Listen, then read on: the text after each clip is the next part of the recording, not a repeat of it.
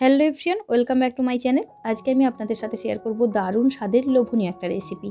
আমার সবচেয়ে প্রিয় লাউ পাতায় চিংড়ি ভাপে, যেটা গরম ভাতে থাকলে আর কিচ্ছু লাগে না। বিশ্বাস করুন, এক নিমেষে প্লেট খালি হয়ে যায়। খেতে এত দুর্দান্ত হয়। আপনারা যদি ট্রাই করেন না, তারপর কমেন্ট করে আপনারাই বলবেন যে সত্যি ভীষণ সুন্দর একটা রেসিপি আপনি শেয়ার করেছেন আজকে।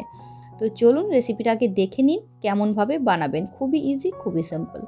এখানে আমি নিয়েছি কিছু চিংড়ি মাছ। মাছগুলো একদম ছোটও নয় আবার বড়ও নয়। প্রথমে কেটে পরিষ্কার করে ধুয়ে নিয়েছি। এরপর লবণ হলুদ মেখে এটাকে রেস্টে রেখে দেবো 15 থেকে 20 মিনিটের জন্য। হাতে কম সময় থাকলে 10 মিনিট রাখলেও চলবে। এরপরে কিছু মশলা অ্যাড করছি। এখানে আমি নিয়েছি পেঁয়াজ বাটা, দুটো ছোট সাইজের পেঁয়াজ আমি পেস্ট করে নিয়েছিলাম। আর এখানে দিচ্ছি আমি রসুন পেস্ট আধা চা চামচ। আজকে রান্নাটা পুরো কিন্তু ছাদে বসে করছি, রোদ্দুরের মধ্যে। ভীষণ ভালো লাগে রোদ্দুরে বসে ছাদের মধ্যে রান্না করতে। আর এখানে নিয়েছি আধা চা চামচ আদা বাটা। সামান্য একটু লবণ দিচ্ছি, যেহেতু লবণ আর হলুদ আগে থেকেই মেখে রেখেছিলাম। এরপর এর মধ্যে দিচ্ছি আমি সামান্য একটু হলুদের গুঁড়ো। এবার এর মধ্যে আমি দেবো আধা চা চামচ জিরে গুঁড়ো, আর দিলাম 1 চা চামচ লঙ্কার গুঁড়ো, আধা চা চামচ ধনে গুঁড়ো। জিরে গুঁড়োটা আর এই ধনে গুঁড়োটা অবশ্যই ব্যবহার করবেন। জিরে গুঁড়োটা একটু বেশি করে দেবেন, আর সর্ষের তেলটা একটু বেশি করে দেবেন। সর্ষের তেল এখানে আমি 4 চা চামচ ব্যবহার করছি। এবার ভালোভাবে এটাকে আমি মেখে নেব। চিংড়ি মাছটা কিন্তু ভালোভাবে মেখে নেবেন মশলার সাথে, তাহলে মাছের মধ্যে মশলাটা ভালোভাবে ঢুকবে আর খেতেও ভালো লাগবে। আর এই চিংড়ি মাছের ওপরের খোসাটা পারলে ছাড়িয়ে দেবেন, তাহলে ভীষণ ভালো লাগে। এরপর চলুন এটাকে পাতার মধ্যে মুড়ে নেওয়ার পালা। তো মাম্মাম ওই সময় কান্নাকাটি করছিল, আমি চলে গেছিলাম নিচে এই দায়িত্বটা দাদাকে দিই। তো দাদা আজকে দেখাচ্ছে আপনাদেরকে কিভাবে পাতাটা রেডি করবেন। সববার প্রথমে কলা পাতা পেতে দেবেন, এর ওপরে দুটো লাউ পাতাগুলোকে কিন্তু পরিষ্কার জলে ধুয়ে নিতে হবে সববার প্রথম। এরপরে বড় একটা পাতা আর ওপরে একটু ছোট পাতাটা দিয়ে দিচ্ছি এবার ম্যারিনেট করা মাছটা। এবার দেখুন মোড়াটা কিভাবে মুড়বেন। সববার প্রথমে সরু অংশটাকে মুড়ে নিতে হবে, এরপর দুই সাইড এইভাবে মুড়ে নিয়ে ওপরটাতেও মুড়ে নিতে হবে। একটু লক্ষ্য করলে দেখতে পাবেন খুবই ইজি একটা রেসিপি। তো দেখুন উল্টে দিয়েছি, এবার কলা পাতা দিয়ে এইভাবে মুড়ে নিচ্ছি। নিচে কিন্তু লম্বা করে একটা সুতো দেওয়া ছিল, ওই সুতোটা দিয়ে এবার বেঁধে দেবো।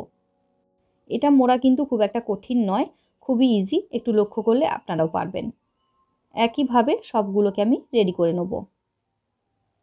একটু ভালোভাবে সুতোটা বেঁধে দিতে হবে যাতে খুলে না যায়।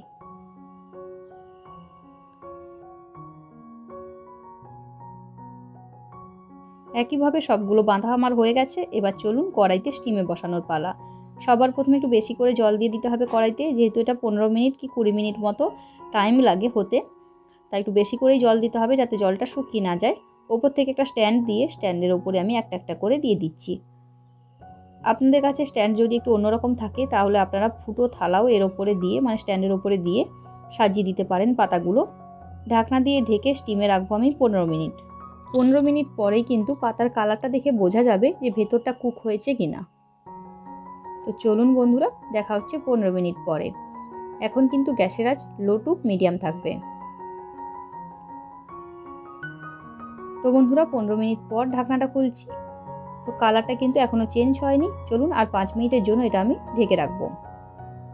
5 মিনিট পর ঢাকনাটা খুলছি। পুরো পাতার কালারটা কিন্তু চেঞ্জ হয়ে গেছে, আর কড়াইতে সামান্য একটু জল আছে। এবার পাতাগুলোকে কড়াই থেকে আমি তুলে নেব আর এগুলোকে ঠান্ডা করে নেব।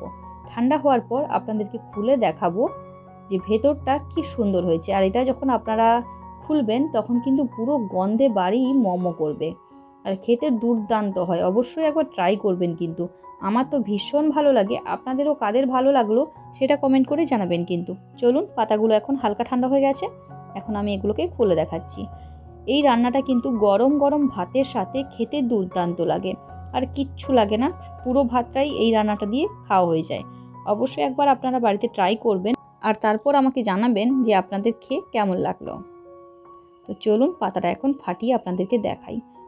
কি সুন্দর লাগছে দেখুন, কালারটা যেমন এসছে তেমন স্মেল দিচ্ছে। দুর্দান্ত করে একটা রেসিপি, অবশ্যই একবার ট্রাই করবেন। চলুন টাটা, বাই বাই।